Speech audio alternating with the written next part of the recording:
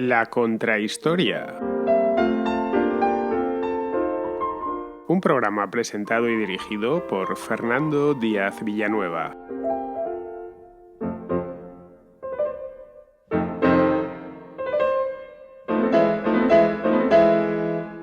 Le dio nombre a un artista florentino del siglo XVI, cuando ya todo estaba concluyendo. Este artista se llamaba Giorgio Vasari. Fue el primero en nombrar y describir los cambios dramáticos que se habían producido en disciplinas tan variadas como la pintura, la escultura o la arquitectura entre los siglos XIV y XVI. Lo hizo a través de una metodología un tanto curiosa que fue hacer pequeñas biografías.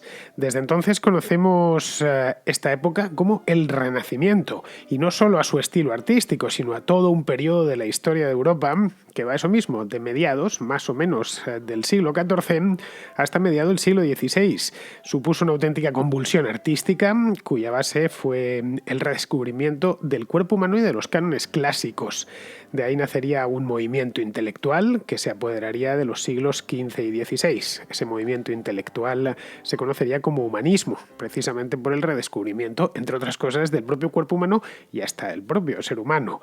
Tras siglos de elevada espiritualidad, en la que los artistas se habían centrado más en lo divino que en lo humano, se retornó a la vieja máxima de Protágoras, esta máxima que habréis oído muchas veces, que dice «el hombre es la medida de todas las cosas». Bien, pues esto es, o fue en aquel momento, una de las máximas que todos tuvieron bien presente. Esto, claro, tuvo grandes implicaciones que no se quedaron en el campo artístico. La política se contagió de esta visión del mundo también. El Renacimiento asistió, entre otras muchas cosas, a la era de los descubrimientos y a los primeros balbuceos de la revolución científica. Como veis, hay muchísima tela que cortar. Pero vamos, por si algo es distinguible, el Renacimiento es por su expresión artística, que es algo único e inconfundible, especialmente por su expresión artística en la Florencia de los siglos XIV y XV. Tratando de romper con el gótico y de continuar donde se había quedado la antigua Roma, los artistas florentinos crearon un lenguaje nuevo, con el que firmaron algunas de las obras maestras del arte universal, tanto en pintura como en escultura como en arquitectura. Todos, por ejemplo, hemos oído hablar de Botticelli, de Miguel Ángel, de Donatello o de Leonardo da Vinci. Todos eran florentinos, y la verdad es que no es en absoluto casual. Su importancia fue capital. No podríamos entender la historia del arte sin todos estos nombres y unos cuantos más, estos que os he dado, y unos cuantos más que veremos a continuación. Y aún se deja sentir la influencia de estos artistas florentinos de los siglos XIV y XV, y se deja sentir medio milenio después. Bien, pues hoy en la contrahistoria vamos a volver los ojos sobre una época y unas personas, artistas, obviamente, que marcaron a fuego la historia de Occidente y por extensión del mundo entero. Así que vamos a recorrer juntos los años del Renacimiento florentino y lo mejor que nos dieron.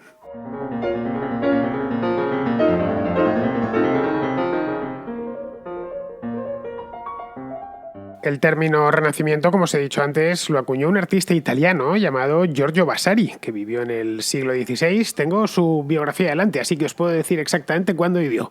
Nació en el año 1511 y murió en el año 1574, es decir, en pleno siglo XVI.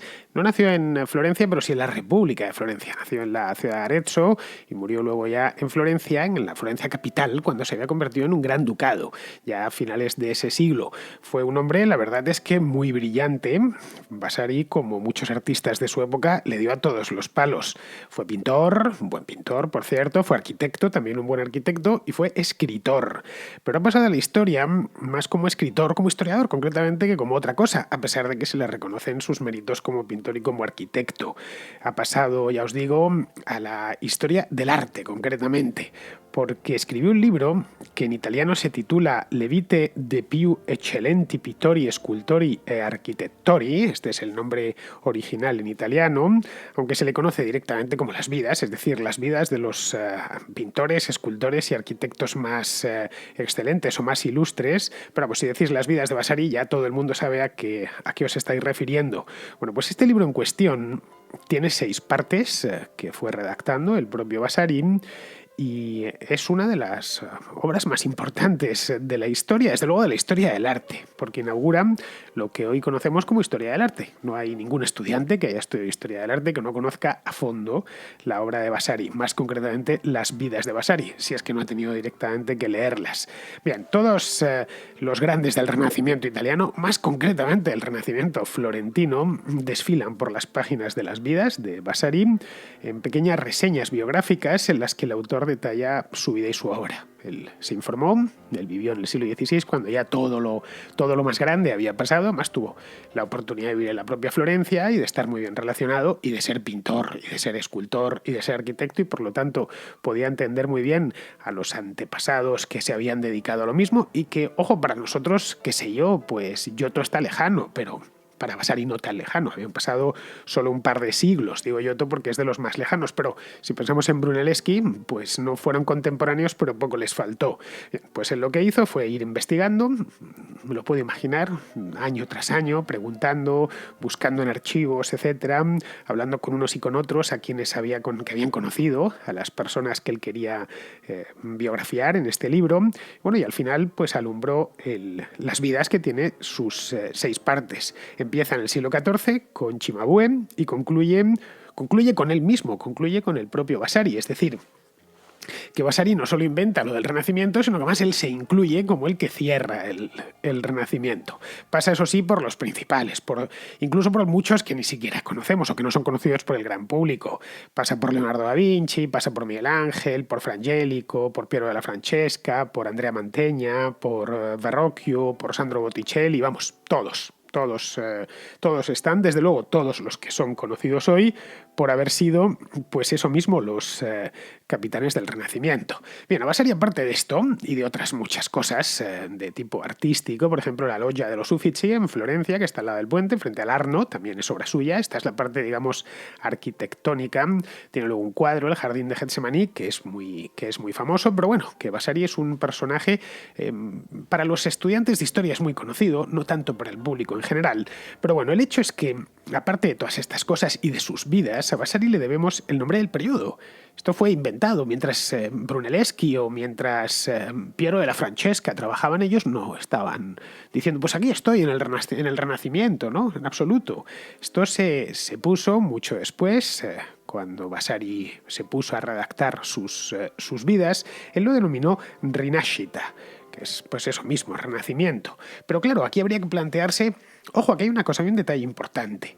Que Vasari lo utilizase no significa que a partir de él empezase a ser utilizado de manera general lo del Renacimiento. En absoluto. Esto habría que esperar todavía, pues yo diría que casi al siglo XIX para que pasase a los manuales de historia del arte y para que todos conociésemos o se implantase la idea del Renacimiento artístico. Fue poco a poco. Es decir, que si viajásemos en el tiempo, esto es una técnica que os doy mucho aquí en la contrahistoria, y viajásemos hasta el siglo XVI y le preguntásemos a alguien, a un florentino de la época, por la Rinascita, seguramente no sabría que nos estamos, no sé, pensaría a qué nos estamos refiriendo, vamos, pensaría que le hablamos de la resurrección de Cristo o algo así. Es decir, esta idea del Renacimiento es acuñada por Vasari, pero que empezó a popularizarse muchísimo después. Bien, pero volvamos a Vasari. ¿De qué renacía exactamente Italia? Porque él habla de una rinascita, de un renacimiento, pero ¿de qué renacía? Bueno, pues para Vasari renacía básicamente de la barbarie y de la oscuridad medieval. Una idea que no es del todo cierta en absoluto, era muy subjetiva del propio Vasari, pero que bueno, se ha perpetuado hasta nuestros días. El siglo XIII, por ejemplo, no tuvo nada de oscuro, os lo puedo asegurar. Fue una época próspera, una época muy luminosa, muy más luminosa en sentido estricto porque hacía más calor que ahora. Fue una época en la que hubo un pequeño óptimo climático y por lo tanto se pudo cosechar más al norte y hacía mejor tiempo que ahora en Europa. Tuvo también muchísima actividad artística e intelectual, pero sin embargo lo percibimos como, pues eso, como una época oscura, ya digo, marcada por la ignorancia, por la superstición, etc. En buena medida esto lo debemos a Vasari, pero no solo a Vasari. Los humanistas del Renacimiento también insistieron mucho. Ellos, es más, se legitimaban con esa idea. Bueno, el mundo no es que empiece con nosotros, pero sí nosotros somos los que en cierta medida lo hemos salvado. Estamos recuperando la edad dorada de la antigua Roma y de la antigua Grecia y todo lo que ha habido entre medias Ha sido algo parecido a un gran error. Un error de 1000 años, pero bueno, un gran error. Menos mal que hemos llegado nosotros. Claro que no sea del todo cierto, por lo menos desde el punto de vista, si hacemos un análisis, por ejemplo, de historia económica sobre el periodo, no notaríamos tanta diferencia entre el siglo XIII y el siglo XV. De hecho, hay zonas de Europa que eran más prósperas en el siglo XIII que en el siglo XV, pero en lo que sí que tenía razón Vasari es que entre los siglos XIV y XVI se produce un gran cambio en los estilos artísticos. Es decir, esto es, yo creo que evidente. En arquitectura, el gótico se pasa de moda a partir del siglo XIV, aunque todavía se sigue edificando muchísimo en gótico. Bueno, el gótico colea hasta entrado el siglo XVI, no lo olvidemos. Tenemos cerca de Madrid, en España, en la Catedral de Segovia, por ejemplo, que es una catedral que está a caballo entre el Renacimiento y el gótico. Si, dependiendo desde donde mires en la catedral, te encontrarás con una catedral gótica o con una catedral renacentista. Es decir, que no fue un cambio ni muchísimo menos brusco. Pero bueno, se pasa de moda y se va poco a poco abandonando. En escultura, la influencia clásica es todavía mayor. La escultura medieval existe, pero es bastante muy diferente a la escultura que empieza a hacerse a partir del siglo XV en Florencia. Algo como, no sé, el David de Miguel Ángel, por ejemplo, que todos tenemos en la cabeza, que fue tallado entre el año 1501 y el año 1504, pues una obra así, hubiese sido directamente impensable 2 siglos antes. Ya está, y no hay mucho más que decir. Algo parecido sucede, por ejemplo, con la pintura. Reaparecen temáticas que habían estado desaparecidas durante siglos, como por ejemplo la mitología. No podemos, si nos ponemos a buscar cuadros mitológicos en el siglo XI, no los vamos a encontrar, ni en el siglo VIII, ni en el siglo XIII tampoco. Luego, otro elemento que aparece, o que reaparece, mejor dicho, es el realismo pictórico, el detalle. El gusto por individualizar a los personajes. Se glorifica el cuerpo humano, algo que os comentaba en la introducción. Se produce, además, un avance importante, y estoy hablando de pintura, y es que se descubre la perspectiva, algo que durante los siglos anteriores simplemente se había ignorado. La perspectiva es tan simple como que si yo, por ejemplo, quiero pintar a un grupo de personas, pues haré un poquito más pequeñas las que están detrás que las que están delante, porque así es como lo veo en la realidad. Es decir, conforme se alejan, se van empequeñeciendo, al menos a mis ojos. Siguen siendo tan grandes o tan pequeñas como sean, pero desde mi punto de vista, y eso es importante, se hacen más pequeñas. Y lo mismo que las personas, pues si estoy dibujando una calle, un paisaje urbano, pues las casas del final se verán pequeñitas y las de primer plano se verán mucho más grandes. Esto, por ejemplo, pues el siglo XI o el siglo XII no les interesaba demasiado, no lo tenían en cuenta. Además de esto, los pintores a partir del siglo XIV y XV, ya digo, insisto, los florentinos empiezan a desarrollar otras técnicas, como por ejemplo el impacto de la luz sobre los objetos y sobre las personas, algo que hoy damos más que por hecho, como que es así, debe de ser así, pero que es en el Renacimiento cuando se empieza a estudiar y a trabajar bien. Los claroscuros dentro de un retrato, por ejemplo, de una composición pictórica, que hasta entonces pues no se les había prestado ninguna importancia. Vamos, que no les importaba demasiado a los pintores medievales, o directamente no les importaba nada en absoluto. Vayamos, por ejemplo, y ya sabéis que me gustan los ejemplos, y desde que os pongo contenidos visuales en la contrahistoria, que los podéis ver en YouTube o los podéis ver también en la zona de comunidad de iVoox, pues me ha facilitado bastante las cosas, ha sido una gran idea. Me da algo más de trabajo porque luego tengo que editarlo, pero creo que el extra de trabajo merece con creces la pena, porque así me podéis estar escuchando y a la vez viendo de lo que os estoy hablando. Y en ciertos asuntos como este, por ejemplo, del arte, pues es importante ver. Bien, vamos con un ejemplo. No hay mejor manera de enseñar que con el ejemplo, eso en todos los aspectos. Un ejemplo de tema religioso. Tenemos por un lado el Pantocrátor del ábside de la iglesia de San Clemente de Tauy. Creo que cualquier estudiante español lo conoce porque era una diapositiva tradicional, no ya había que estudiar la carrera de historia, simplemente te lo ponían de ejemplo en el bachillerato. Esto lo tenemos por un lado, lo estamos viendo. Esto se pintó a principios del siglo XII. Está en una iglesia rural en Tauy, en Lérida, cerca de los Pirineos. Y por otro, tenemos el que estamos viendo ahora, que es Jesús entre los doctores del Veronés. Esto es una obra ya de mediados del siglo XVI, del año 1548 exactamente. Del Pantocrátor no tenemos ni idea porque no se encargaron de ponerle fecha, cosa que el Veronés sí se encargó de fechar su propia obra. Aquí tenemos también otra de las diferencias de fecharla y de firmarla. El maestro que pintó este Pantocrátor tan atractivo, porque la verdad es una obra maestra, ese Pantocrátor de San Clemente de Tauy, no vio necesidad de poner su firma, ni de, digo ya encima de la pintura, pero dejar escrito por algún lado que lo había hecho él o lo había hecho él y su taller. Bien, yo creo que tenemos ya los dos, no hace falta ni señalar las diferencias, porque es que son tantas que hablan por sí mismas. A ver, no es que los pintores de Tauy fuesen menos hábiles, en absoluto, para nada. Seguramente eran pintores muy bien dotados. Simplemente vivían en ese mundo. Es como, por ejemplo, en la religiosidad oriental, en el caso de la religiosidad bizantina, ¿no? Actual, la ortodoxa actual. Si hacemos el experimento, un experimento gozoso muchas veces, de entrar en una iglesia ortodoxa en Grecia o en la propia Rusia o en Bulgaria, en cualquier país del este de Europa, veremos que está todo lleno de iconos que se llevan pintando igual desde hace siglos. Y no tienen ninguna intención de cambiarlos. Pero si los pintores no saben pintar otra cosa, por supuesto que saben, pero consideran que tienen que pintarse así. El Cristo de Tauy, por ejemplo, trata de transmitir, y la transmite sobradamente, majestad. El del Veronés es todo lo contrario. El Veronés trata de transmitir humanidad y la transmite también. Es de hecho son la misma figura, Jesucristo. Son dos mundos distintos. Aquí en el del Veronés encontramos a un Jesús adolescente con un rostro único e irrepetible, mientras que la pintura del siglo XI, por ejemplo, pues todos los personajes se parecen o son prácticamente iguales, una nariz, dos ojos, la boca, pero sin concesiones a más detalles, porque no los necesitaban, de la misma manera que los iconos son todos muy parecidos.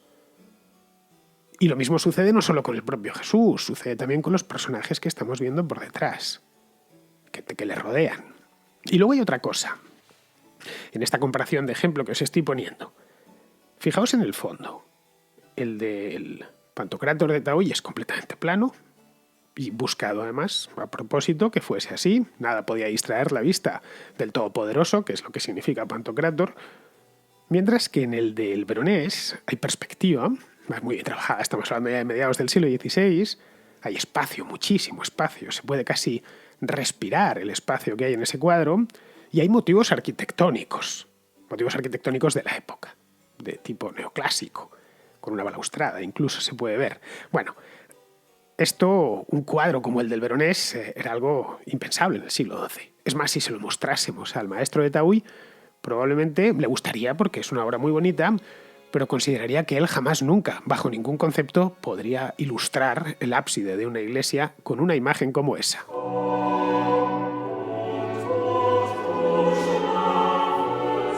Pues esto mismo que acabamos de ver todos nosotros ahora, con un tipo de medio de comunicación que va a ser y no hubiera jamás imaginado, como es Internet o un podcast o un vídeo de YouTube.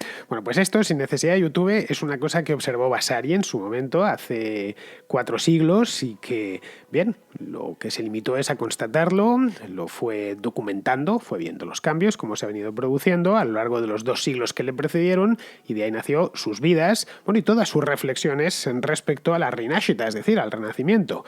Es por ello que una de las cosas que hace Vasari es que indaga los orígenes y se va hasta principios del siglo XIV. Podría haberse quedado en el siglo XV, que es donde están los pintores, por lo menos, más famosos y también los arquitectos más famosos, pero no, él se va a principios del siglo XIV al Gozne, que une ambas épocas, que une la Edad Media y lo que él considera el Renacimiento, que es cuando algo empieza a cambiar en la Toscana. La Toscana es la región del norte de Italia, el centro norte de Italia, donde está Florencia.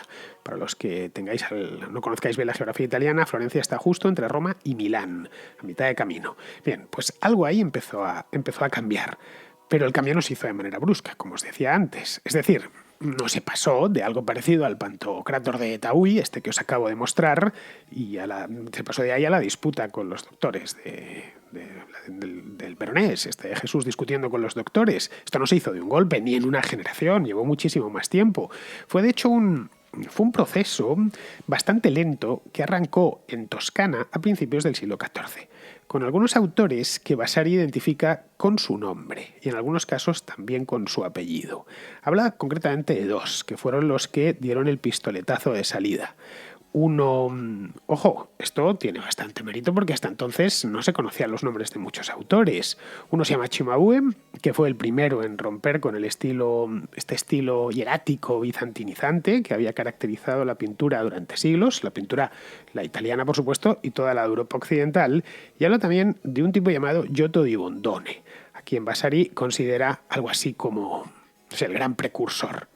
Tanto Cimabue como Giotto eran florentinos, como el propio Vasari, y también lo era Dante Alighieri. Y estaba en esta misma época. Dante Alighieri es de principios del siglo... Es contemporáneo del siglo XIV, es contemporáneo de Cimabue y de Giotto. Luego aquí habría que hacerse una gran pregunta, importantísima de hecho, y es decir, habría que plantearse qué tenía Florencia para convertirse en el motor de ese cambio. ¿Por qué ese cambio no se produjo en otro lado? ¿Por qué no se produjo, no lo sé, en París? Era más grande que Florencia en aquel entonces. ¿Por qué no se produjo en Ámsterdam? Era más pequeña, pero bueno. ¿O por qué no se produjo en Roma? ¿O no se produjo en Milán? ¿O en Barcelona? ¿Por qué se produjo en Florencia?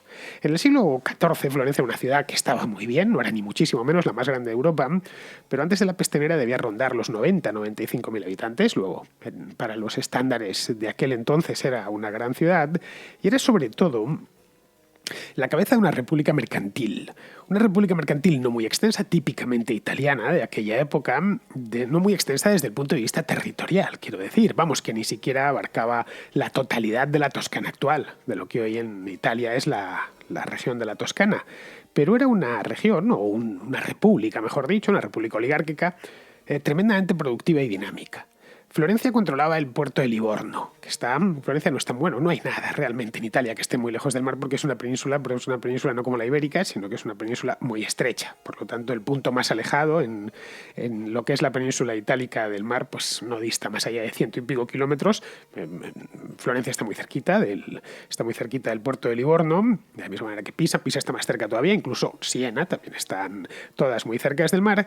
El puerto de Livorno lo controlaba Florencia y estaba enclavada luego en una ruta comercial fundamental, que era la ruta que iba de los Alpes hacia Roma, Nápoles y Sicilia. Todo lo que discurría entre Francia, la propia España, cualquiera que tuviera que ir a Roma desde España tenía que pasar por Florencia. El que iba de París a Roma o a Nápoles tenía que pasar por Florencia. El que bajaba desde Alemania y quería, o Suiza o la actual Austria, y quería llegar hasta Roma, seguramente también pasaba por Florencia. Cruzaba los Apeninos y llegaba hasta Florencia. Una de las características de la Baja Edad Media, la parte final de la Edad Media, es la aparición de ciudades de tamaño mediano o mediano grande, especializadas en el comercio, especialmente en los Países Bajos y sobre todo en Italia, en el comercio y en las finanzas. Florencia y Venecia son probablemente el mejor ejemplo de ese tipo de ciudad tan típicamente renacentista. En ambos casos, además, eran repúblicas controladas, no repúblicas en el sentido actual. Una república no en el sentido de después de la Revolución Francesa, eran repúblicas oligárquicas. Florencia, concretamente, se gobernaba por un consejo llamado la Signoria. Los que conozcáis Florencia personalmente, aparte de ser muy afortunados, pues habréis visto la Torre de la Signoria, que está en el mismo centro de la ciudad. Bueno, pues ese era el consejo de la Signoria, a cuya cabeza se encontraba el gonfaloniere. En castellano se dice confaloniero, que era algo así como el presidente, entre comillas, de la República de Florencia. El confaloniero cambiaba continuamente. De hecho, estaba escrito que tenía que cambiar cada 2 meses. ¿Y cómo lo elegían? ¿Había unas elecciones entre los florentinos? No, en absoluto. Os he dicho antes que no tenía nada que ver estas repúblicas italianas de finales de la Edad Media con las repúblicas modernas. Simplemente se hacía un sorteo. Ya sé que es un poco sorprendente, pero se hacía un sorteo no podía participar cualquiera.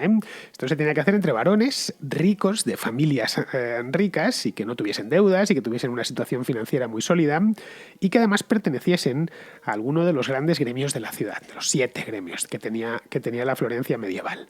Esto tuvo unas consecuencias importantes. Ocasionó, por ejemplo, cierta movilidad social, cosa que no era muy común en la Europa medieval. La movilidad social, el que nacía pobre se moría pobre y el que nacía rico se moría rico. Aquí, en la Florencia del siglo XIV, pasaba algo parecido, pero había algo más de movilidad social.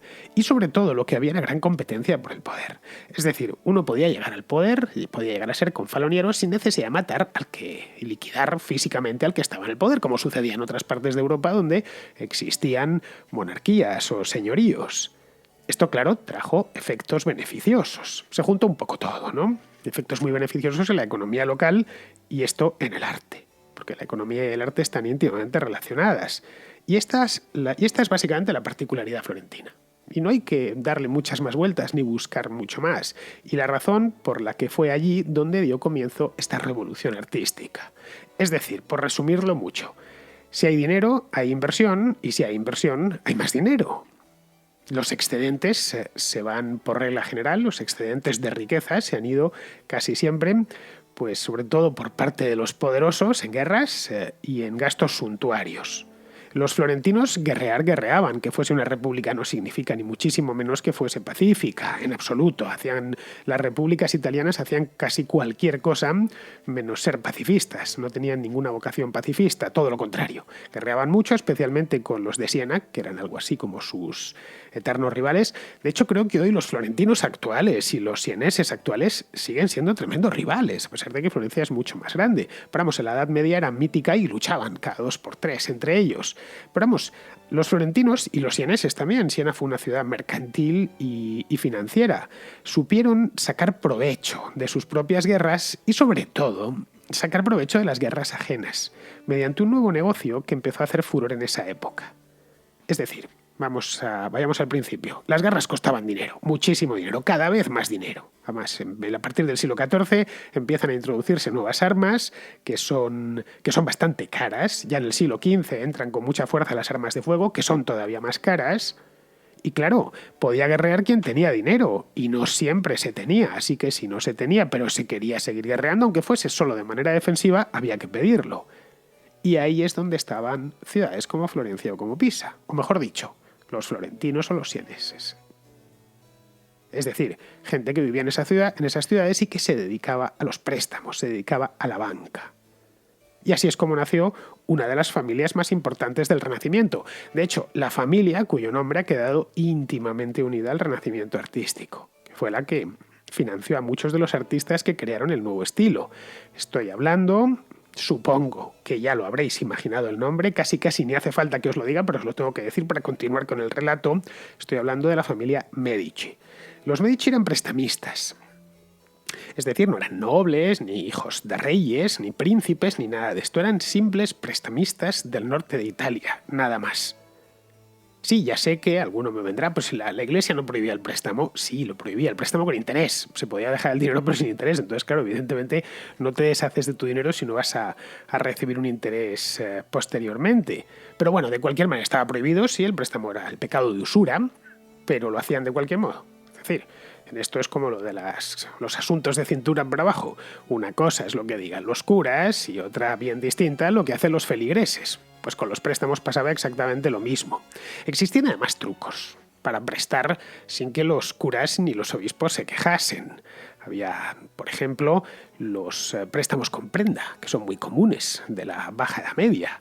Es decir, la prenda era la garantía. Esto, las prendas ya existían, la idea del préstamo con prenda ya venía de la antigua Roma. Pero vamos, que la recuperan. Había préstamos con prenda muerta, es decir, un inmueble, por ejemplo. Me dejas tanto dinero y te dejo mi inmueble, esta casa o este palacete. De ahí viene, por ejemplo, la prenda muerta es mortgage. Mortgage en inglés viene de ahí, es un préstamo de prenda muerta. Y después estaban los de prenda viva, que es las rentas derivadas de un bien. Por ejemplo, es una parcela, pues me dejas tanto dinero que necesito urgentemente y yo a cambio no te voy a poner como garantía mi parcela porque quizá no la quieras, pero sí como garantía la producción de mi parcela, que es muy rica, está bien regada y produce un montón de trigo, de cebada cada año. Bueno, pues todas las rentas durante X años de mi parcela o los alquileres de este edificio que tengo en la ciudad y que siempre está lleno, pues te los vas a ir quedando y con esto voy a ir amortizando y devolviendo el préstamo. Estas cosas eran legales hacerlas. Es decir, había un interés en toda esta historia, pero no estaba tan a la vista este tipo de préstamos con prenda. Pero vamos, había muchos más trucos, ¿eh? Más se fueron luego, a lo largo, sobre todo del siglo XIV y XV, se fueron perfeccionando, y eso que consiguió pues tuvo unos efectos muy beneficiosos. El primer efecto beneficioso es que la liquidez creció muchísimo. Y claro, cuando crece la liquidez, pues crecen también los gastos suntuarios. Y el gasto suntuario, por antonomasia, es el arte. A ver, uno encarga un retrato o un busto, o se construye un palacio, cuando el resto ya lo tiene cubierto. Si no, no gasta en esas cosas. Pues bien, en la Florencia de los siglos XIV y XV se juntó eso con una competencia feroz por adueñarse de la señoría y una cantidad de dinero y de comercio y de no solo comerciantes, sino también fabricantes. Tenía todo tipo de talleres que posibilitaron y el lugar idóneo, porque Florencia está en un sitio, desde el punto de vista geográfico, perfecto, posibilitaron que todo esto sucediese en Florencia.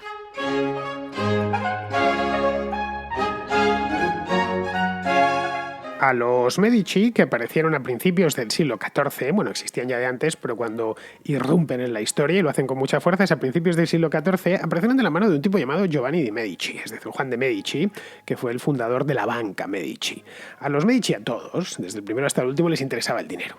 Pero les interesaba muchísimo más el poder. Esto nos retrotrae a nuestros tiempos y a la serie esta de Frank Underwood, la de House of Cards, ¿no? Cuando Frank Underwood dice que el dinero está muy bien, pero que al final lo que cuenta es el poder. Pues los Medici ya lo sabían a la perfección, y cuando llegaron a tener una cantidad considerable de dinero, que llegó a ser muchísimo, os lo puedo asegurar, pues pensaron, bueno, podemos seguir sumando, cosa que vamos a seguir haciendo, por supuesto, pero lo que nos interesa es hacernos con el poder de la ciudad.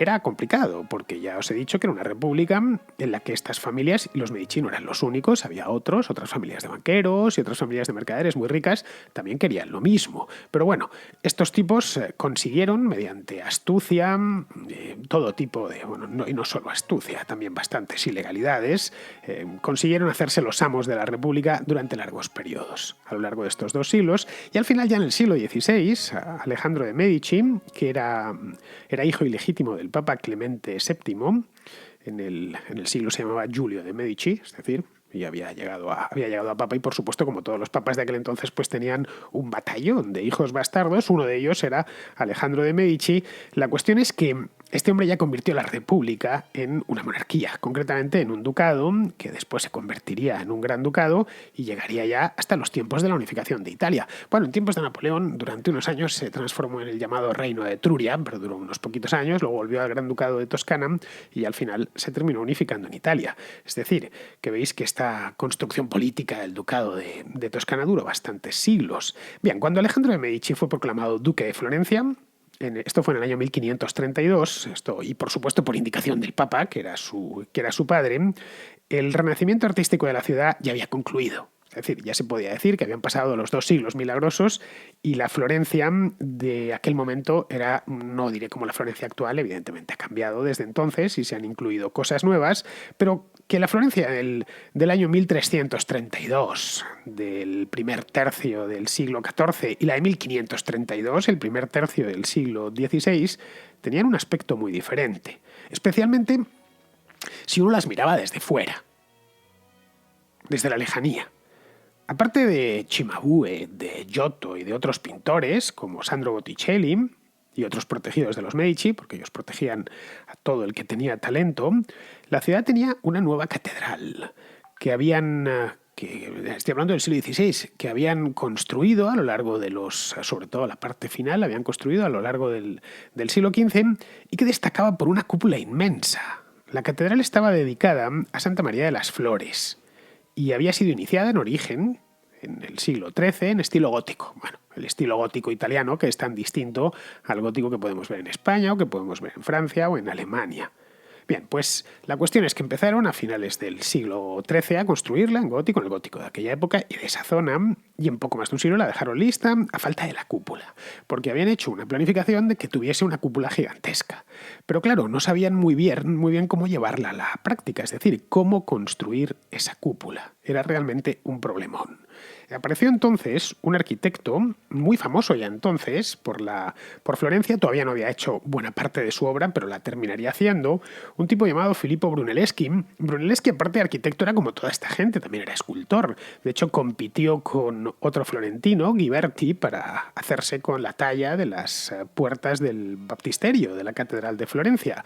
El baptisterio está separado, es un baptisterio exento de la catedral, y si vais por Florencia lo podréis ver. Son una auténtica obra maestra, esas puertas de Ghiberti. La cuestión es que no le salió el concurso de las puertas del baptisterio, pero sí le salió el de la cúpula. La catedral estaba ya prácticamente terminada, tan solo faltaba la cúpula. La cuestión es que este tipo hizo luego muchas cosas. Hizo la Basílica del Santo Espíritu, hizo la Capilla de los Pazzi, la veremos un poquitín más adelante porque esta es una auténtica y absoluta obra maestra. Bueno, el hecho es que Brunelleschi era un arquitecto muy hábil, cuyos diseños bebían directamente de la antigua Roma. Bebían bastante más de la antigua Roma que del gótico anterior. El gótico no parecía gustarle demasiado. En Roma había una gran cúpula, la cúpula del Panteón de Agripa, que Brunelleschi conocía muy bien porque había estado viviendo en Roma durante unos años y, claro, la conocía de primera mano, y la propia cúpula y hasta la propia arquitectura romana. Él había pasado unos años allí y en la Roma del año 1400 pues sucedía un poco lo de la Roma actual. Bueno, era mucho más salvaje, las ruinas salían de entre la vegetación salvaje. Pero no propuso construir la catedral con una cúpula como la del Panteón, sino con algo muchísimo más osado.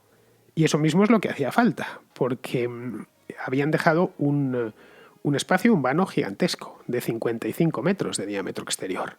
Significaba que había que levantar el gran cupulone allí, no valía con cualquier cupulilla. El arquitecto de la catedral original, que se llamaba Arnolfo di Cambio, lo había cubierto en principio con una cúpula de madera, pero era una solución temporal. Y en Italia pasa un poco lo mismo que en España, que no hay cosa más perpetua que lo temporal, ni cosa más temporal que lo perpetuo. La cuestión es que estaban los florentinos ya un poco hartos. Pensaban, tenemos una de las ciudades más ricas de la cristiandad, por aquí pasa dinero en grandes cantidades todos los años, tenemos a los mejores banqueros de Italia, los tipos más ricos, y en cambio pues salimos a la calle, salimos de Florencia y cuando volvemos lo que vemos es una cúpula de madera. Es algo pues miserable. En otras partes de Europa, de Italia, esto no había más que ir a Venecia y ver la Basílica de San Marcos y compararla con lo que era el Santa María de las Flores antes de la cúpula. Así que lo que hacía falta era encontrar a alguien capaz de cubrir eso, de quitar esa cúpula de madera temporal y hacerla una cúpula en condiciones que fuese de ladrillo y que además, y esto era importante, no podía tener andamios porque era una catedral muy alta. Y no existían. En aquel entonces los andamios no se hacían de acero, como se hacen hoy en día. Eran andamios de madera. Bien, pues Brunelleschi encontró el modo de cubrirlo y hacerlo sin andamios, por supuesto, y lo que hizo fue diseñar una cúpula apuntada con 8 paños separados por nervios de piedra para que no se cayese. Y lo que hizo, porque claro, en principio si la vemos desde fuera, nos sigue sorprendiendo todavía hoy esa verticalidad que tiene la cúpula de Brunelleschi. Seguimos pensando, bueno, esto no se vendrá abajo. Lleva 600 años, cierto, pero no se vendrá abajo hasta que te explican que realmente no es una cúpula, son 2 cúpulas, dos casquetes, está una dentro de la otra y una apoyada sobre la otra. De hecho, entre las 2 cúpulas cabe una persona sin demasiados problemas. No he conseguido encontrar una foto, pero recuerdo haberla visto, fotografías del espacio que hay entre las 2 cúpulas. Y bueno, a la vista está porque la cúpula de Brunelleschi está terminada desde hace siglos.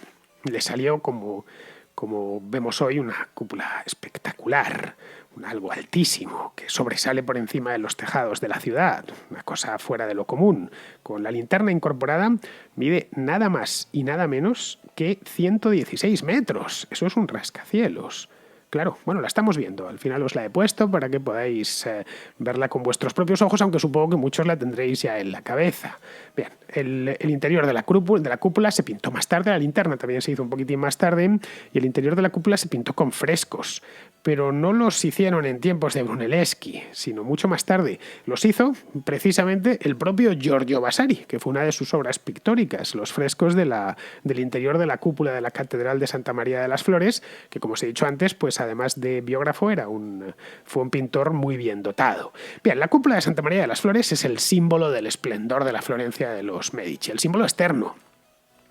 Cuando uno llega a esa ciudad y lo primero que ve es esa cúpula, pues lo primero que le llama la atención es ese cupolone, porque además se han encargado con muy buen criterio de no construir nada más alto. Es de hecho la cúpula más alta que el campanile, que el campanario, que solo tiene una, la Catedral de Florencia. Bien, pues aparte de esta gran cúpula que lo domina todo, al menos el cielo de Florencia, en esta ciudad, aparte de la arquitectura, se produjeron revoluciones también en la pintura y en la escultura.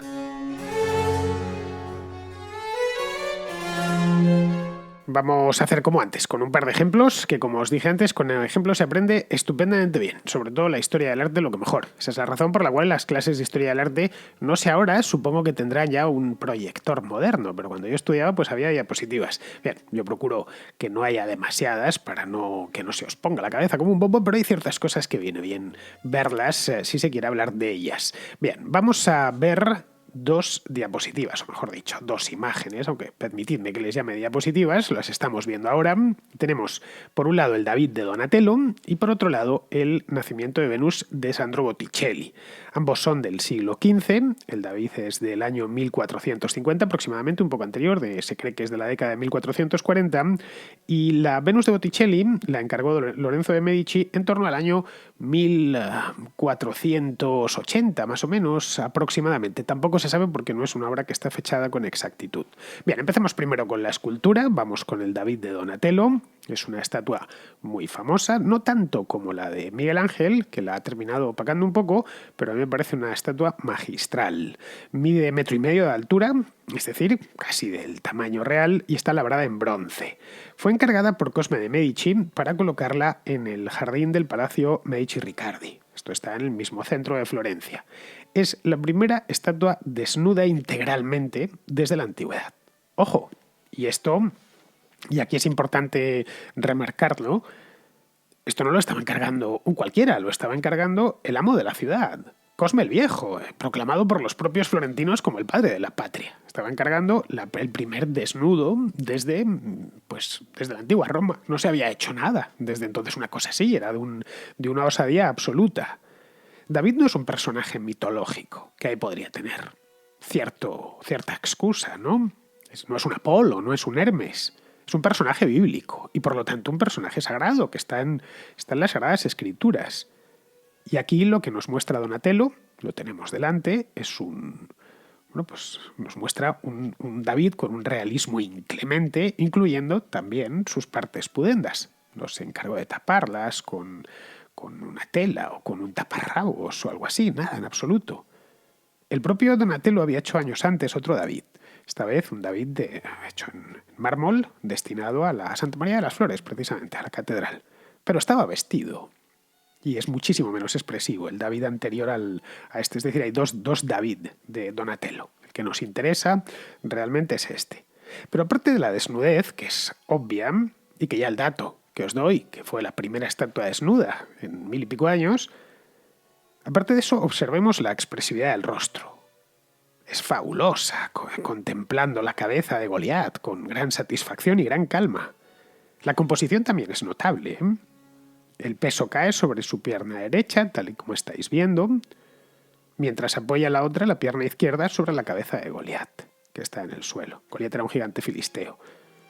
Fijaos en su brazo izquierdo, formando un ángulo de 90 grados, de manera descansada, con el codo y apoyando el dorso de la mano en la cadera.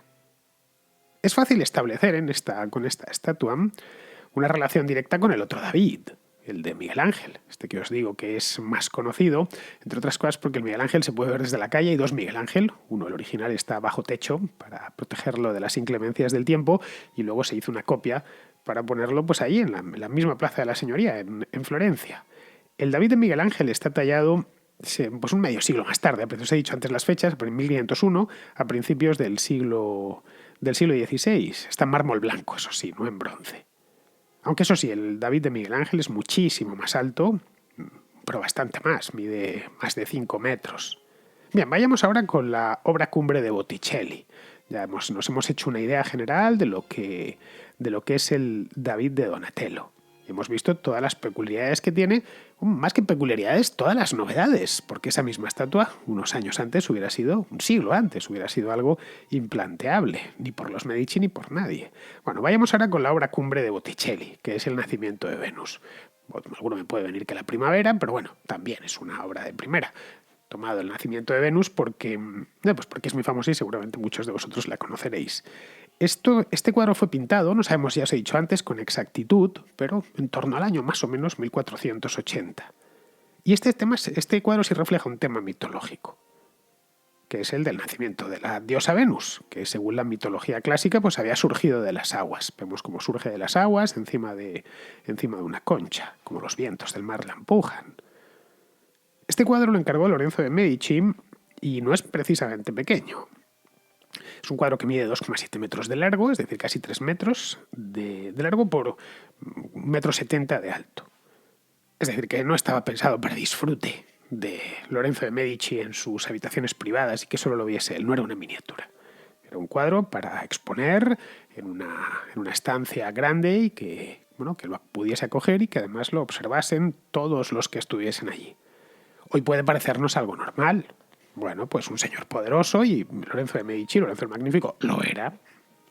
Un poderoso y rico, quiero decir, que encarga un cuadro de tema mitológico con una Venus desnuda en el centro y de la composición, y que sea de gran tamaño para colocarlo en una estancia de su palacio. Y bien, eso es normal hoy, y fue normal en el siglo XVIII, en el siglo XVII. Bueno, fue normal a partir del momento en el que Botticelli pinta esto. Antes de eso no se había hecho nada igual. Ni por el tema, que era un tema todavía en el siglo XV polémico, no olvidéis que es un tema pagano. Venus era una diosa. Y por lo tanto, pues a algunos curas no les parecía bien. Vamos, en esta misma época, un poquito después de que Botticelli pintase este cuadro, en Valencia hubo una convulsión política, la de Savonarola, Girolamo Savonarola, que era un monje que precisamente iba contra esto, contra la decadencia de las costumbres de la Florencia de los Medici. Terminó, por cierto, Savonarola haciéndose el dueño de la ciudad durante un tiempo y al final lo terminaron quemando en la hoguera. Bien, pues tenemos aquí un tema pagano. Tema pagano que en la Edad Media directamente impensable abordar una cosa así. Pero también la desnudez femenina, la desnudez de la diosa, que es prácticamente absoluta, solo se tapa un poquito con la melena. El resto está todo a la vista y en primer plano. La generación de pintores anteriores a Botticelli, es decir, los Frangelico, Paolo Uccello, Masaccio, cualquiera de ellos, los que habían venido justo antes de él, jamás, nunca se hubiesen planteado, ni de lejos, ni en el mejor de sus sueños, pintar algo así. Vamos, ni por encargo. Pero en la segunda mitad del siglo XV, con los Medici ya convertidos en los dueños de Florencia y con mucho dinero en el bolsillo, porque hacer estas cosas no era barato, pues algo así ya era posible. Para el pintor era además una oportunidad, para Botticelli, una oportunidad de convertir a Simonetta Vespucci, la mujer de la que estaba secretamente enamorado, en la diosa Venus. Simonetta Vespucci era una mujer guapísima, y no solo estaba enamorado de Botticelli, estaba enamorado también Julio de Medici, uno de los de la familia. Pero Simonetta no podía complacer a ninguno de los dos, porque ya estaba casada. Estaba casada con un florentino rico, la familia Vespucci, Américo Vespuccio, que un siglo más tarde viajaría por la costa de Venezuela y le terminaría poniendo el nombre American, venía de esta familia de florentinos. Así que tanto Julio de Medici como Sandro Botticelli se quedaron con las ganas de desposar a Simonetta Vespucci, la Bella Simonetta. Durante unos años no solo fue la musa de Botticelli, sino también de otros pintores florentinos muy famosos como Ghirlandaio o como Piero di Cosimo, que la emplearon como modelo en algunos cuadros. Se puede ir siguiendo la senda de Simonetta Vespucci entre los pintores de esta época, de la segunda mitad del siglo XV. Pero vamos, en la obra de Botticelli es omnipresente, está no en todos, pero en muchísimos cuadros. Esta mujer luego murió muy joven, murió con solo 23 años. Es una historia además de amor platónico la que hubo entre Simonetta Vespucci y Sandro Botticelli, que es fascinante. Botticelli murió ya de viejo, ya entrado el siglo XVI, y una de las cosas que ordenó antes de morir es que le enterrasen a los pies de la propia Simonetta, en la iglesia de Ognissanti. Eso sí, si vais a esta iglesia, era la iglesia de la familia Vespucci, no busquéis la tumba de Botticelli, porque no lo vais a encontrar por ese nombre.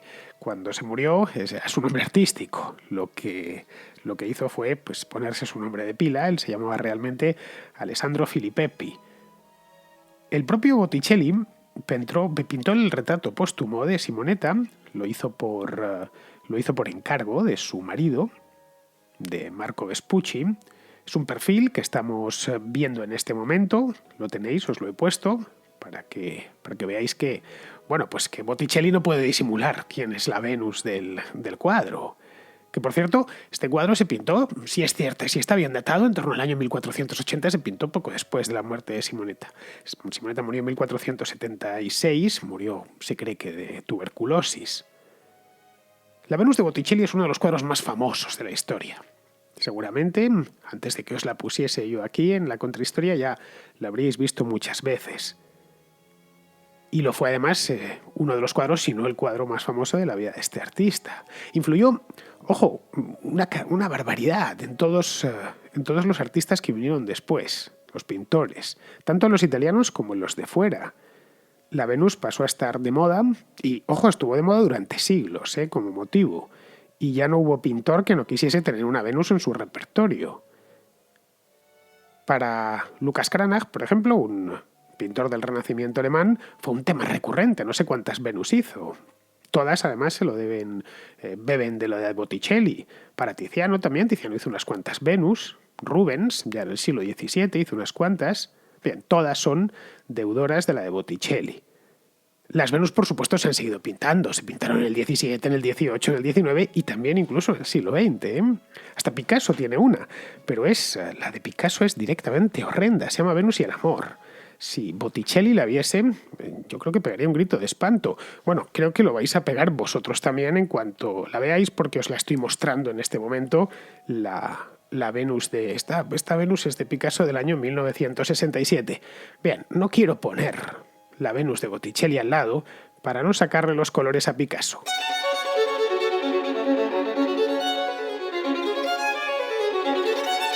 Porque si algo hay en la pintura y escultura renacentistas, es eso mismo, es un culto irrestricto por la belleza, por recuperar los cánones de belleza clásicos y proyectarlos hacia el futuro.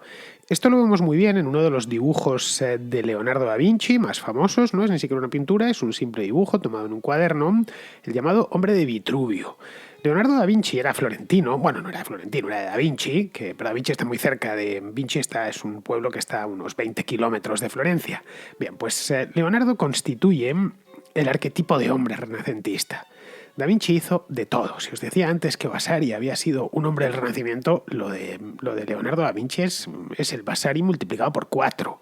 Fue pintor, fue arquitecto, fue escultor, fue ingeniero, fue filósofo, fue poeta, fue inventor, incluso fue músico. Todo además lo hizo muy bien.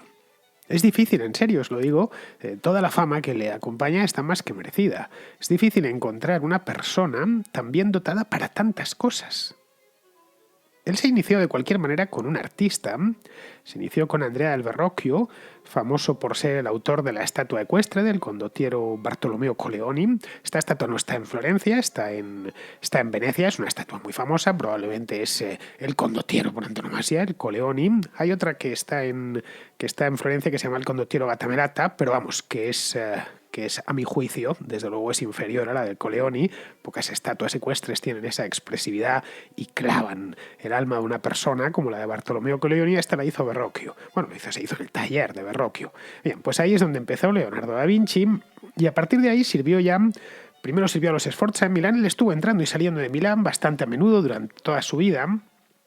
Después sirvió al Papa León X, que era un Medici, por cierto, se llamaba Giovanni di Lorenzo, era el segundo hijo de Lorenzo el Magnífico, Giovanni di Lorenzo di Medici, y finalmente sirvió al rey Francisco de Francia. Él ya terminaría muriendo en Francia, de hecho está enterrado en Francia.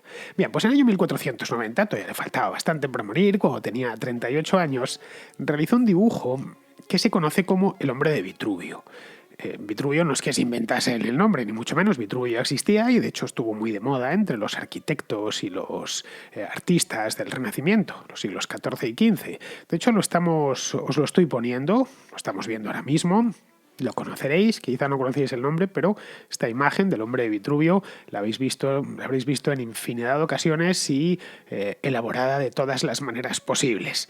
Bien, pues este dibujo tiene bastante importancia. Es un dibujo aparentemente sencillo, pero es un estudio de las proporciones del ser humano y cuenta bastante, tanto en la pintura como en la escultura como en la arquitectura del Renacimiento. Sigue en principio las instrucciones de Vitruvio. Debe ser un arquitecto del siglo I a.C., romano. Lo que hace es, si echáis un vistazo, veréis que tiene una serie de anotaciones arriba y abajo manuscritas del propio Leonardo. Bien, Vitruvio había dejado por escrito lo que llegó hasta el siglo XV, es que la cabeza debe de constituir una décima parte de la altura total de un cuerpo humano bien equilibrado, es decir, bien proporcionado.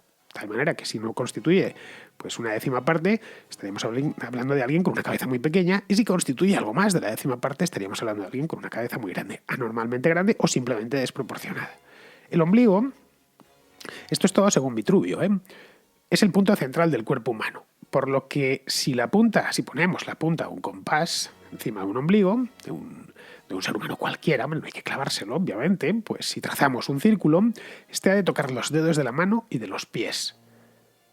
Pues bien, así, mediante una serie de medidas que tomó el propio Leonardo, se obtuvo la proporción perfecta del ser humano, que no solo sirve para representarle, que eso también, por supuesto, en 2 o en 3 dimensiones, sino también para construir edificios.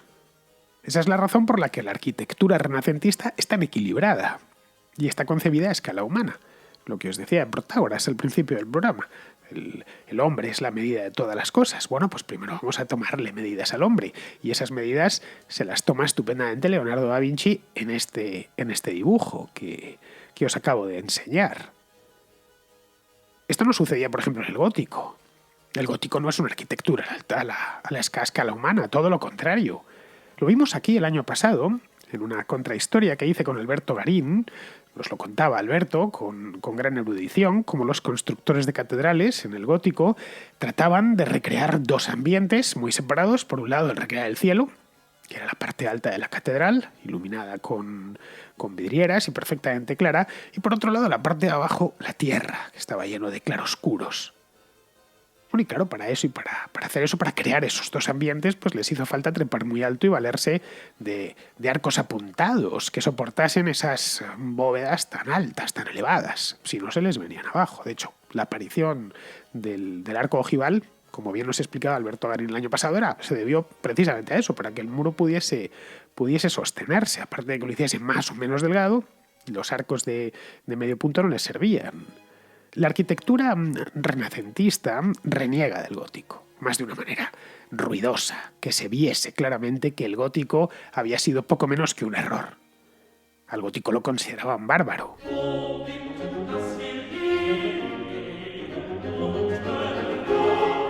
De hecho, la palabra gótico era ya per se un insulto. Era de los góticos, de los godos, alemán, de los bárbaros del norte. Hoy la palabra gótico nos puede dar idea de antiguo, dar idea de algo quizá diría que hasta noble, las letras góticas, el arte gótico, pero a estos artistas florentinos del siglo XIV y del siglo XV les decía exactamente lo contrario.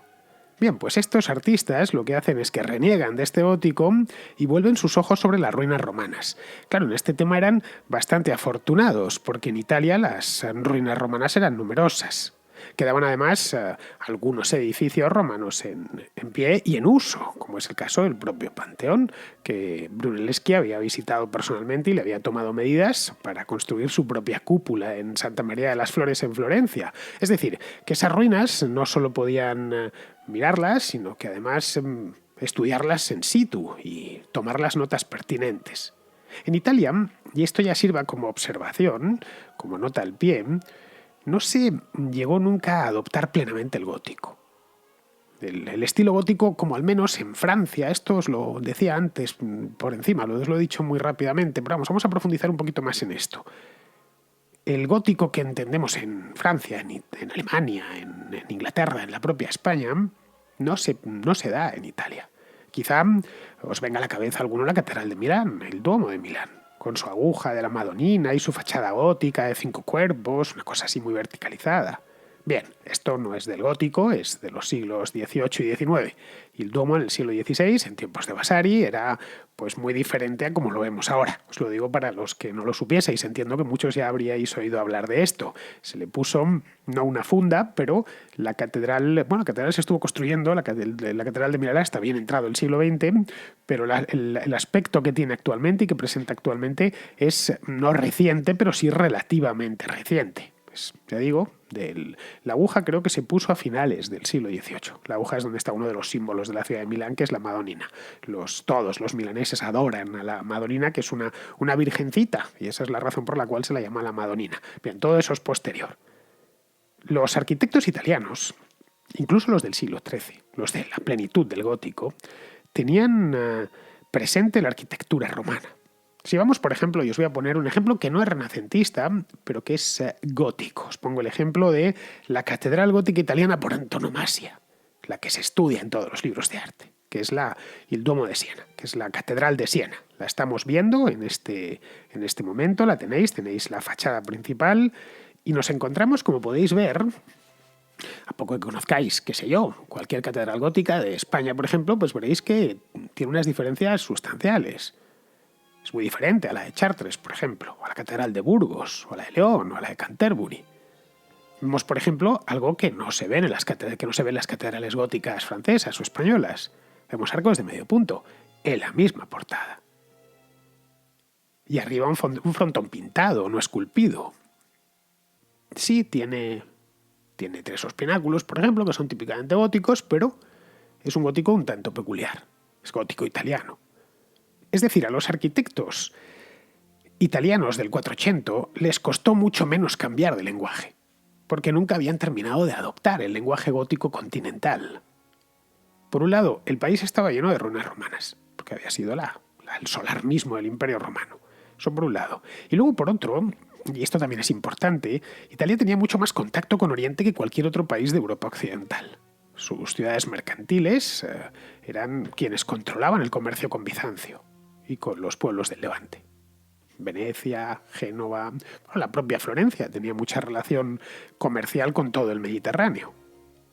Y no solo con estoy hablando de los turcos, otomanos, no, también con cristianos, y lo habían tenido durante siglos, por ejemplo con Bizancio.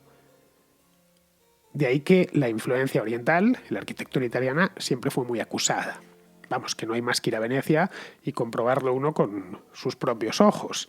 A un arquitecto florentino o romano le costaba poco llegar a Venecia y ver lo que se construía ahí. En cambio, a un arquitecto que fuese inglés o francés o portugués, pues Venecia le quedaba muchísimo más lejos, no digamos ya Constantinopla. A partir del siglo XV, cuando ya se ha producido la revolución en la pintura o en la escultura, las familias ricas de Florencia quieren también renovar sus palacios. Lo cual es perfectamente lógico. Ya he dicho antes que todo ese excedente de liquidez se iba en guerras y en gastos suntuarios. Los gastos suntuarios pueden ser encargar una pintura como la Venus de Botticelli o el David de Donatello que hemos visto, o también renovarse el palacio, tirar el que uno tenía, antiguo, y construirse uno nuevo. De esta época son los 3 grandes palacios florentinos del siglo XV. Está el Palazzo Pitti, el Medici Riccardi y el Rucellai. Son, si los vemos, de una sencillez formal extraordinaria. Son clasicismo puro. Un arquitecto romano, de tiempos de Trajano, por ejemplo, no lo hubiese hecho muy diferente. Lo estamos viendo ahora, el Medici Riccardi concretamente, lo tenéis tanto en YouTube como en la zona de comunidad de iVoox. El autor de este palazzo fue Michelozzo di Bartolomeo, y este palazzo se levantó en el año 1444. Como veis, en cierto modo, y bien mirado, parece una ínsula romana de estas de 3 plantas que estaban por toda Roma. Bueno, evidentemente no eran tan lujosas como este, ni por dentro ni por fuera, sobre todo por dentro. De hecho, los arquitectos de esta época estaban obsesionados con los tratados. De la antigua Roma solo había llegado uno. Se había conservado uno, probablemente existieron otros, pero no llegaron hasta el siglo XV. El de Vitruvio, que se llamaba De Arquitectura, así en latín. pero no estaba completo, es decir, que no llegaron ejemplares completos para que los consultasen los arquitectos florentinos del siglo XV, en absoluto. Había llegado de manera fragmentaria, fragmentos sueltos que habían conservado en algunos monasterios durante cientos de años. Una de las cosas que fueron haciendo es compilarlos, los fragmentos a veces se contradecían unos con otros, lo cual se demostraba que uno de los dos no era de Vitruvio, pero bueno, trataron de inspirarse en lo que había dicho Vitruvio 1500 años antes. Esto obligaba, entre otras cosas, a inventar los fragmentos que faltaban, o directamente, y eso fue lo más práctico, ponerse a redactar tratados nuevos, tratados de arquitectura de nuevo cuño. Y eso es lo que hizo un arquitecto florentino llamado León Battista Alberti. Este fue el autor del Palazzo Rucellai. Este lo hizo con una obra magna en 10 volúmenes a la que tituló De Re Edificatoria. El título y el resto de la obra lo escribió en latín, por supuesto, no lo escribió en el dialecto toscano, que tenía la idea de que lo leyesen no solo los arquitectos de Italia, sino también los arquitectos del resto de Europa, y se publicó en Florencia en el año 1485. Era un tratado completo, en sus 10 volúmenes. Señalaba desde los materiales de construcción hasta cómo había que ornamentar las fachadas. Estaba todo ahí. Vamos, un arquitecto que pretendiese llamarse a sí mismo arquitecto tenía que pasar por De Re Edificatoria en el siglo XVI o en el siglo XVII. Como no existía nada igual, tenían el Vitruvio, pero nada más, y ya digo, que no era completamente de fiar, pues en Europa pronto empezaron a circular ediciones del De Re Edificatoria. Pensad que la imprenta empieza a funcionar a mediados del siglo XV y ya en el año 1500 empieza a haber imprentas por toda Europa. Entonces, se traducían. Al español fue traducido en el siglo XVI, al inglés también, al francés, por supuesto, y se convirtió en una especie, pues algo así como un vademecum, el vademecum del arquitecto, que lo utilizaron durante varias generaciones. De hecho, en la Florencia renacentista es donde el arquitecto asciende de categoría, asciende de división. Ya empieza a firmar sus obras y se intelectualiza. Es decir, ya no es un maestro medieval, cuyo nombre solo de vez en cuando pasaba a la posteridad. Él tampoco tenía ninguna intención, es decir, no penséis que le obligaban. Y esto no lo vas a firmar como castigo. No, absoluto. Formaba parte de la mentalidad de la época. Bien, pues esto en el siglo XV cambia. Los florentinos además les encantaba figurar. Caray, por eso conocemos a Alberti, por eso conocemos a Michelozzo o a Brunelleschi. Y en cambio desconocemos los nombres de los autores de muchas catedrales góticas. En el Renacimiento florentino nos ha llegado el nombre del autor de una simple capilla, no ya de una catedral, o de quien talló las puertas del baptisterio de la catedral, como es el caso de Ghiberti, que os contaba antes. La capilla de la que hablo es de pasada antes os la he dicho, es la capilla de la familia Pazzi dentro de la Basílica de la Santa Croce. Esta capilla es, a mi juicio, por lo menos es la perfección formal absoluta. Os la muestro para que la veáis con vuestros propios ojos y podéis sacar conclusiones. Esto evidentemente va en gustos, pero a mí la Capilla Pazzi me parece la obra cumbre de la arquitectura cuatrocentista. Es pequeñita, no penséis que es una gran catedral ni nada de eso, pero vamos, es fabulosa, fuera de lo común. Bueno, os la estoy mostrando, una fotografía, podéis buscar más en internet. Esta capilla la diseñó Brunelleschi, como os dije antes, pero sirvió de inspiración a más obras, sirvió de inspiración, a muchísimas, no solo en Florencia, sino por toda Italia y después posteriormente en toda Europa. Sirvió de inspiración en la misma Florencia Alberti para el monasterio de Santa María Novella, mejor dicho, para la fachada del monasterio, porque este monasterio es un refrito de un montón de estilos, tiene partes medievales, incluso románicas, me atrevería a decir, y esta pues tiene la fachada que es de Alberti, que es plenamente renacentista. Toda la fachada de Santa María Novella está hecha en mármol blanco y verde. El juego de colores la verdad es que le favorece mucho. Para salvar la altura entre las naves laterales y la central, a Alberti se le ocurrió Alberti, no olvidéis que era un tratadista, es el que escribió esto de Re Edificatoria, pues se le ocurrió poner las volutas a ambos lados, desde frente se ven, a ambos lados de la nave principal, que desde ese momento pues ya se emplearían muchísimo en iglesias de todo el mundo, especialmente en Roma, ya en el siglo XVI, porque el Renacimiento este renacimiento florentino no se quedó en Florencia, todo lo contrario. Esto fue el pistoletazo, como os decía al principio del programa. Continuó, pero la bandera, a partir del cambio de siglo, ya en el Cinquecento, la tomaría la ciudad eterna, la tomaría Roma, donde el papado pues se tomó muy en serio lo de rehacer la ciudad y devolverle su antiguo esplendor. De nuevo estamos en lo mismo, había dinero, luego si hay liquidez y hay dinero de por medio, se pueden hacer este tipo de obras. El papado lo había pasado muy mal en los siglos precedentes porque había tenido al papa hasta que emigrar de la propia Roma y afincarse en Aviñón, de tal manera que no se pudieron hacer muchas cosas, especialmente durante el siglo XIV. Pero bueno, ya en el siglo XVI, los papas del siglo XVI están convencidos, esto os lo contaba en la contrahistoria que hice sobre la Basílica de San Pedro, de que hay que rehacer la ciudad y ponerla bien. Algunos florentinos ilustres, como Miguel Ángel Buonarroti, culminarían su obra en Roma, esto lo vimos. La contrahistoria esta es de hace poco, es de hace 2 o 3 programas, esta de San Pedro. Pero vamos, la vibrante Florencia del Trecento, del siglo XIV, había ya quedado convertida en una auténtica joya en el siglo XVI. Una especie de centro de peregrinación al que artistas de todo el mundo, aficionados al arte también de todo el mundo, pues tenían como una suerte de meca artística. Bueno, tenían, estoy hablando en pasado cuando debería hablar en presente. Tienen como una suerte de meca artística que desborda los sentidos, ya sabéis, el efecto Stendhal, y que además nos ayuda y mucho a explicarnos todo lo que vino después.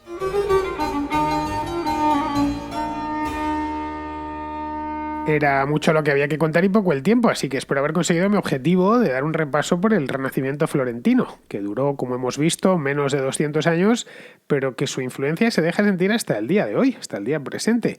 Espero haber, como mínimo, despertado vuestra curiosidad y que alguno ya se haya puesto a buscar más información por ahí por internet. Bueno, a buscar información o a buscar un vuelo para ir a Florencia, porque no existe mejor método para estas cosas que viajar personalmente a Florencia y perderse por ella. La verdad es que pocos viajes más placenteros hay que ese. Bien, pues vamos a pasar ya al contrasello, donde los contraescuchas esperan con sus dudas históricas. El contrasello. El espacio de ruegos, preguntas y reflexiones de la contrahistoria. Empezamos con Álvaro de Segovia, que tiene una propuesta. Antes que nada, felicitarte por tus programas. Me encantan, no me pierdo ninguno y se nota que tienen muchas horas de trabajo detrás. El tema para la contrahistoria sería el periodo que se vivió en Ucrania entre la Primera Guerra Mundial y el Holodomor, más o menos. O sea, todo lo que tenga que ver con los atamanes, el germanato, la peliura, todas esas facciones. Y bueno, eso es todo. Si pudieras resolverme las dudas que tengo con ese periodo histórico, pues te lo agradecería. Muchas gracias y un saludo. Bueno, Álvaro, no sé yo si algo tan concreto de un país tan lejano puede interesar, ¿no? Interesar a los ucranianos, lógicamente, digo a los escuchas de habla hispana, ¿no? Sobre el tema del Holodomor, hace cosa de un año, por ahí más o menos, hice un contracorte, porque el episodio fue tan trágico que, bueno, lo merecía. Pero vamos, no sé yo si interesaría tanto los años convulsos, que básicamente fueron los años posteriores a la Revolución Rusa, de 1917 a 1920, el hetmanato este del que hablas, esto sucedió a la República Popular Ucraniana, que duró muy poquito. Bueno, pues el hetmanato duró creo que menos, duró apenas unos meses, luego tras él vino el directorio y luego ya en 1920 Ucrania quedó integrada en la URSS, la Unión de Repúblicas Socialistas Soviéticas, como una república socialista soviética más, hasta ya su independencia definitiva en 1991. Pero vamos, la historia de Ucrania es de las más duras y las más sangrientas de toda Europa, durante el siglo XX. Pero claro, como nos pilla un poquito lejos, pues no es muy conocida por el público hispanohablante. Bien, seguimos con Carlos, que lo que quiere es algo sobre la vuelta al mundo de Magallanes y Elcano. Hola Fernando, buenas tardes, buenas noches o cuando lo escuches, cuando sea. Te mando el audio para pedirte una contrahistoria sobre la vuelta al mundo de Magallanes y Elcano. Es un tema, una historia de aventura sobre la que he escuchado algunos programas y he leído un poco, pero me gustaría escucharlos por parte de tu programa. He estado buceando en los programas antiguos de la contrahistoria a ver si habías hecho ya algo en este sentido, pero no lo he encontrado. Si ya lo has hecho, pues te agradezco que me digas cómo puedo encontrarlo, ¿no? En qué fecha fue más o menos.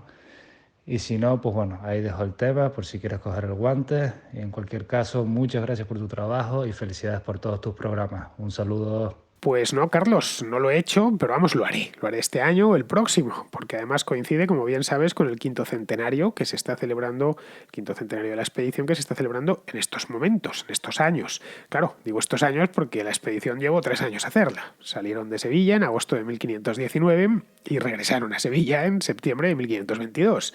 Hace 500 años, en febrero de 1520, lo he ido a mirar. Tengo un mapa en el que te va diciendo exactamente por dónde fueron parando. Pues en febrero de 1520 aún no habían llegado ni al Estrecho de Magallanes, o a lo que se conoce hoy como Estrecho de Magallanes. Todavía no lo habían descubierto.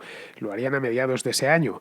A Magallanes le mataron en Filipinas en abril del año 1521. Y ya luego, pues el año y medio restante, lo que fue el regreso de las Filipinas, un regreso heroico, lo tuvo que hacer sin parar. Bueno, hizo una parada en Cabo Verde, pero fue una parada de Matute. Ya quedó todo sin que los portugueses les sorprendiesen, porque si no se hubiese acabado la expedición allí mismo. Bueno, pues esto lo hizo todo. Ya estuvo la expedición al mando de Juan Sebastián Elcano, o lo que quedaba de la expedición, que era ya solo un barco.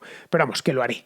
No sé cuándo, pero es un gran tema y lo haré a lo largo de este año o ya del próximo. Pero que va a coincidir con el quinto centenario del viaje de Magallanes y Elcanos, eso dalo por seguro. Bien, vamos ahora con Miguel, que tiene un par de dudas sobre los cátaros. Hola Fernando, tenía un par de dudas para el contrasello, concretamente sobre la contrahistoria que hiciste de los cátaros y básicamente es cómo puede considerarse a esta gente, a esta creencia, a este movimiento, una herejía dentro de la Iglesia cuando tú explicas que ellos ni siquiera consideraban que Jesucristo fuera, por así decirlo, la reencarnación del propio Dios en la tierra, ¿no? Que es lo que se supone que es en la creencia cristiana. Es el Hijo de Dios, pero que es como si fuera el mismo Dios encarnado. Ni en la Santísima Trinidad, por supuesto, ni en nada de estas cosas que la Iglesia, bueno, pues sostiene. ¿Cuál era, por tanto, el papel de Jesucristo para esta gente? ¿Un simple profeta, como pudiera ser Mahoma para los musulmanes? Porque tal y como yo lo entiendo, sería una religión entre el judaísmo y el cristianismo, pero sin ser 100% cristianos, en ese sentido, hablando estrictamente. Y bueno, lo segundo ya, tal vez un poco una pregunta más suave y jocosa, es si esta gente pensaba que la salvación estaba única y exclusivamente vía la muerte para librarse de la atadura carnal. La pregunta es, tal vez, ¿por qué no tendieron a organizar suicidios colectivos, como ha pasado en otros momentos con estas sectas destructivas, ¿no? Todas estas sectas del sol y esta gente que al final se reúnen en granjas y se suicidan todos. Me temo que esa respuesta puede ser más humana y comprensible, pero bueno, ahí la dejo un poco como curiosidad. Muchas gracias por todo.